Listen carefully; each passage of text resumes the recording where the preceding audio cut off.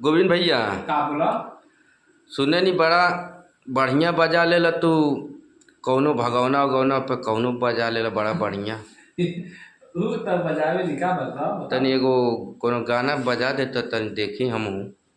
चला बजा तनी बजा देते कौन की सुन बा भोजपुरी व हिंदी। हिंदी लापा पे एगो भोजपुरी में हिंदी वाला टोन मार देता नहीं। मार दो मार दो मार दो अब मार भैया लोग से हाथ जोड़ के कहता नहीं कहीं गलती हुई तो माफ कर दिया लोगन। हाँ। भाई समझ के हाँ।